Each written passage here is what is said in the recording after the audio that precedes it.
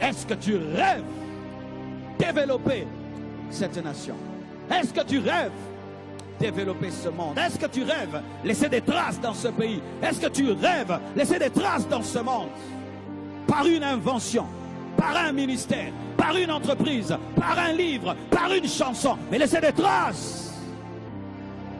Tu n'es pas venu sur la terre pour toi. Tu es venu sur la terre pour nous. Et tu dois nous laisser un héritage. Les païens meurent, ils vous laissent des chansons. Ils meurent, mais ils vous laissent des chansons. Ils meurent, ils vous laissent une formule chimique. Ils meurent, ils vous laissent une invention. Mais toi, tu vas mourir, tu vas nous laisser quoi? Qu'est-ce que tu vas laisser dans ce monde? Qu'est-ce que tu vas laisser dans ce monde? Einstein est mort, on parle de lui jusqu'aujourd'hui. Steve Jobs est mort, on parle de lui. J'ai sa création en main, mais il est mort. J'ai sa création en main. Et toi, quand tu mourras, qu'est-ce que tu vas laisser dans ce monde? Élève ta dimension. Tu n'es pas né que pour manger, boire et dormir. Là, c'est la vie d'un coq, la vie d'une poule.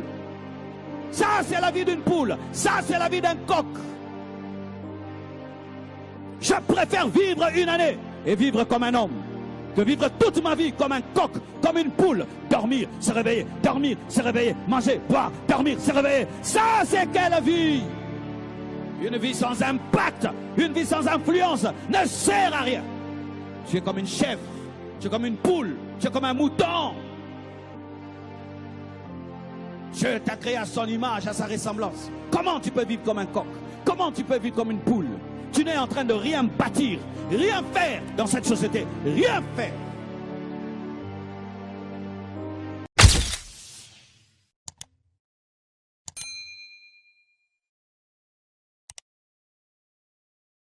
Tu jettes tes poubelles dehors, tu jettes les papiers partout, tu manges, tu jettes les bouteilles partout. Un chrétien qui jette les bouteilles sur la route. Tu brûles les feux rouges. On te dit de gérer l'État, tu détruis. On te dit de gérer la société, tu détruis, mais tu t'appelles chrétien. Une honte. Est-ce que toi, tu peux être président de ce pays et puis nous bénissons Dieu? Tu peux être gouverneur de cette ville et nous bénissons Dieu? Tu peux gérer l'Imété et nous bénissons Dieu? Tu peux gérer ton quartier et nous bénissons Dieu? Est-ce que l'état de ton quartier te fait mal? Est-ce que l'état du Congo te fait mal? Est-ce que l'état de cette nation te fait mal? Est-ce que tu es dérangé de voir autant de pauvres dehors, autant de démunis dehors, autant de gens sans travail? Est-ce que ça te fait quelque chose au ceux qui n'a déjà Lola, au ceux vivant enlèvement personnel? Ça te fait quoi de voir les gens dans la pauvreté? Ça te fait quoi de voir une si grande nation par terre comme ça? Est-ce que ça te fait quelque chose? Ou toi, ce sont seulement les choses d'église? Quand tu viens à l'église, quand on te parle seulement de toi. Si on touche à la nation, tu es mal à l'aise, tu es déséquilibré. Quand on va dire Amen ici, la nation vous attend dehors, au bête à pied. Tu sais pourquoi tu vas marcher à pied après le culte? C'est la nation, non? C'est la nation. Si on était aux États-Unis après le culte, nous tous on entre dans des voitures. Hein. Quand on va aux États-Unis, on fait des cultes même jusqu'à 3 heures du matin. On est en paix. Tout le monde a une voiture. Mais maintenant, si je dis Amen, moto, pied, quelques-uns, voiture. Avoir une voiture n'est pas un luxe, hein, si vous ne savez pas. C'est normal, hein, comme avoir des pieds, si vous ne savez pas. Hein. Mais aujourd'hui, avoir une voiture, c'est un luxe. Pourquoi? Vous ne vous occupez pas de votre pays. Un déséquilibre que les chrétiens ont. Ils veulent qu'on leur prêche la bénédiction sans parler de leur nation. Ils veulent qu'on leur prêche la bénédiction sans leur parler du travail. Vous serez bénis comment? Vous habitez un pays.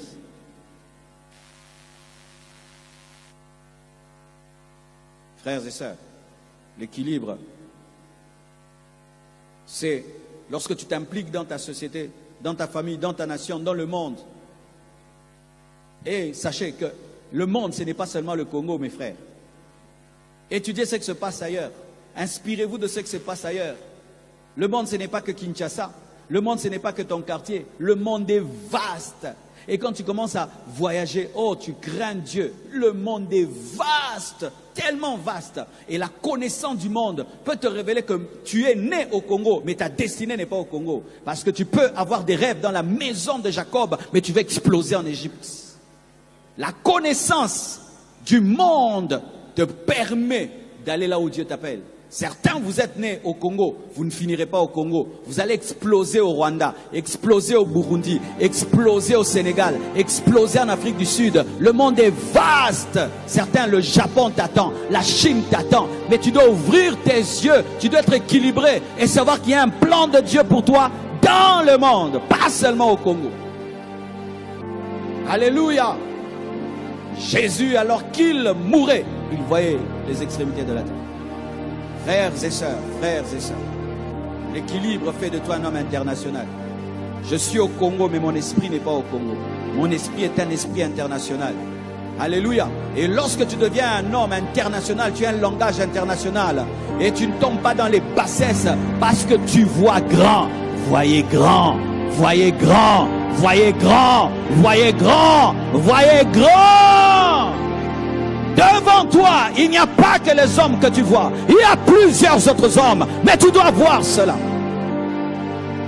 Vous savez, frères et sœurs, lorsqu'on nous a imposé les mains, nous étions dans une église de 200 personnes. Et tout le monde voulait prêcher devant l'église de 200 personnes. On se battait pour avoir la chair devant une église de 200 personnes. Alors un jour, Dieu m'a dit, compte. J'ai commencé à compter les fidèles de mon pasteur. Et Dieu me dit, je t'ai oint pour plus que cela. Pourquoi vous vous battez pour cette chair de 200 personnes? Vois plus loin. Je te donnerai plus. Quand j'ai vu plus loin, je me suis retiré en prière. J'ai commencé à chercher Dieu. J'ai commencé l'église Compassion. Et aujourd'hui, frères et sœurs, il y a plus que ce que tu vois. Il y a plus que ta chambre. Il y a plus que ton quartier. Il y a plus que le monde que tu maîtrises. Il y a plus que cela. Certains, vous êtes des Congolais, mais vous allez bouger à une autre nation. Car tu peux être étranger en Égypte, mais c'est toi qui vas amener la restauration. Mais si ta vision n'est que congolaise, alors tu vas mourir au Congo. Et alors que Dieu t'attend quelque part, j'annonce l'élargissement de ta vision. J'annonce l'élargissement de ta vision. J'annonce l'élargissement de ta perception spirituelle. Alléluia! Alléluia! Alléluia! Ce qui fait que tu peux être Congo et tu as une mentalité américaine. Oui, tu peux être Congo, mais tu as une mentalité américaine. Tu peux être Congo, tu as une mentalité japonaise. Tu peux être Congo, tu as une mentalité autre. Pourquoi? Parce que même si tu es au Congo sur Internet, tu es aux États-Unis. Sur Internet, tu es aux États-Unis. Tu es aux États-Unis. Et puis tu as le langage des États-Unis. J'ai passé des années, je suivais des prédicateurs américains qui prêchaient. C'est pourquoi quand je prêche, je ne prêche pas comme un francophone. Je parle français, mais je prêche comme les gens qui prêchent en lingala. Et un jour, nous nous sommes rencontrés dans une convention. Frère, ce que tu vois, tu les rencontreras. Ce que tu vois, tu le rencontreras. C'est pourquoi tu dois élargir l'espace de ta tente.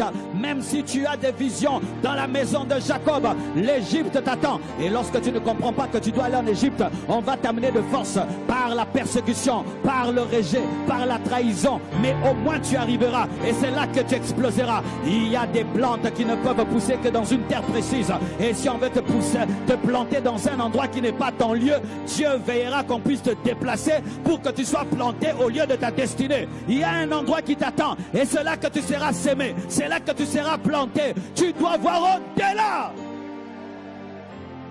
Tu dois voir au-delà. C'est pourquoi quand tu pries, ne te limite pas. Oh Dieu, bénis-moi au Congo. Dis seulement, Seigneur, bénis-moi. Bénis-moi. Il te prendra un endroit, il te plantera un autre. Parce que des fois, tu peux croire que parce que les gens te connaissent, que c'est là que Dieu t'a placé. Parce que des fois, les gens qui te connaissent seront les opposés de ta bénédiction, selon qu'il est écrit que nul n'est prophète chez soi. Et Dieu va t'amener dans des lieux où on ne te connaît pas, afin qu'on respecte ta grâce. Parce que des fois, pour exploser en certains endroits, il faudrait rencontrer des gens qui ne t'ont pas vu dans les couches et qui ne t'ont pas vu bébé et qui ne t'ont pas vu bébé. Comme ça, ils vont te respecter tel que tu es. C'est pourquoi des fois tu es combattu là où tu as grandi, parce que Dieu veut te déplacer, afin que tu aies un endroit où on va respecter ta grâce. J'annonce au nom de Jésus-Christ une direction divine, afin que tu découvres ce à quoi Dieu t'a appelé et les lieux de ta destinée. Donne-moi un amen. Donne-moi un amen. Donne-moi un amen. Le social nous amène à gagner les âmes. Le social nous amène à intercéder pour les âmes qui sont autour de nous. Le social nous amène à devenir des acteurs sociaux. Lorsque tu es équilibré, tu dis, Seigneur, bénis-moi que j'aille un hôpital. Bénis-moi, donne-moi une école.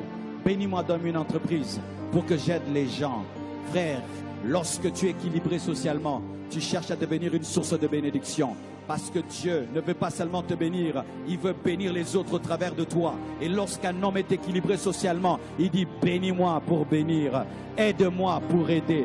Donne-moi pour donner, élève-moi pour élever. Lorsque Joseph devient ministre, il ne devient pas ministre pour lui-même, il devient ministre pour Ruben, il devient ministre pour Judas, il devient ministre pour Jacob, il devient ministre afin de donner Goshen à ses frères et sœurs, il devient ministre pour Lévi, afin que Lévi puisse engendrer Moïse, il devient ministre pour Judas, afin que Judas puisse engendrer David, et que David puisse engendrer Salomon, et que Salomon puisse engendrer Joseph, et que Joseph puisse adopter Jésus. Frères et sœurs, lorsque tu as l'équilibre social, tu pries devenir une source de bénédiction pour tes frères et sœurs, pour ton quartier, pour ta nation. Tu ne vis plus pour toi-même, tu vis pour les autres. Les égoïstes, vous êtes déséquilibrés sur le plan social. Moi n'est jamais béni. Est-ce que tu rêves développer cette nation? Est-ce que tu rêves développer ce monde? Est-ce que tu rêves laisser des traces dans ce pays? Est-ce que tu rêves laisser des traces dans ce monde? Par une invention, par un ministère, par une entreprise, par un livre, par une chanson, mais laisser des traces. Tu n'es pas venu sur la terre pour toi. Tu es venu sur la terre pour nous. Et tu dois nous laisser un héritage. Les païens meurent, ils vous laissent des chansons. Ils meurent, mais ils vous laissent des chansons. Ils meurent, ils vous laissent une formule chimique. Ils meurent, ils vous laissent une invention. Mais toi, tu vas mourir, tu vas nous laisser quoi? Qu'est-ce que tu vas laisser dans ce monde? Qu'est-ce que tu vas laisser dans ce monde? Einstein est mort, on parle de lui jusqu'aujourd'hui. Steve Jobs est mort, on parle de lui. J'ai sa création en main, mais il est mort. J'ai sa création en main. Et toi, quand tu mourras, qu'est-ce que tu vas laisser dans ce monde? Élève ta dimension. Tu n'es pas né que pour manger, boire et dormir. Là, c'est la vie d'un coq, la vie d'une poule. Ça, c'est la vie d'une poule. Ça, c'est la vie d'un coq. Je préfère vivre une année et vivre comme un homme que vivre toute ma vie comme un coq, comme une poule. Dormir, se réveiller, manger, boire, dormir, se réveiller. Ça, c'est quelle vie? Une vie sans impact, une vie sans influence ne sert à rien. Tu es comme une chèvre, tu es comme une poule, tu es comme un mouton. Dieu t'a créé à son image, à sa ressemblance. Comment tu peux vivre comme un coq? Comment tu peux vivre comme une poule? Tu n'es en train de rien bâtir, rien faire dans cette société, rien faire. J'ai refusé cette vie-là. J'ai refusé. Il y a longtemps que j'ai refusé dans ma vie de passer sur cette terre et ne pas laisser de traces. Je m'en fous des combats et des luttes que je peux avoir, mais je ne peux pas passer sur cette terre sans laisser des traces. Ce monde est rempli de problèmes. Ce monde est rempli de défis. Et Dieu a déposé en toi les potentiels pour résoudre les problèmes de ce monde. C'est être un jeune équilibré. Ton esprit, ton âme, ton corps, la société, toutes ces choses. Tu maximises tes talents, tu maximises ton potentiel, tu t'emploies à réussir dans tous les domaines de ta vie et tu manifestes la personnalité de Christ. Et au dernier jour, tu diras comme Jésus, tout est accompli. Tout est accompli. Miles Monroe disait, quand tu mourras, il ne faut pas enrichir les cimetières. Vous savez comment nous enrichissons les cimetières? Quand tu meurs avec des chansons que tu n'as jamais chantées. Quand tu meurs avec des livres que tu n'as jamais écrits. Quand tu meurs avec des projets que tu n'as jamais concrétisés. Quand tu meurs avec des rêves que tu n'as jamais manifestés. Quand tu meurs, tu enrichis le cimetière. Comment on appauvrit le cimetière lorsqu'on meurt vite? Où tu peux dire tout est accompli. J'ai fait tout ce que je devais faire. J'ai sorti tout ce que je devais sortir. Je meurs vite. Jésus est mort vite. Il a dégagé son sang. Il a offert son corps. Il a rendu l'esprit. 100%. Tout est fait. Lorsque Catherine Kuhlman était tombée malade, les hommes de Dieu sont venus. On commence à prier pour lui. Des grands médecins. Écoutez la parole du médecin. Le médecin dit, c'est elle-même. Elle ne veut pas guérir. Si elle veut guérir, elle guérira. Et puis on dit, mais tu dois guérir. Elle a dit, non, je suis fatigué. Laissez-moi partir. J'ai fait tout ce que je pouvais faire. Frère, sœur. Tu sais, si tu pouvais vivre en tenant compte que tu as des choses à investir dans ce monde, tu ne perdrais jamais ton temps.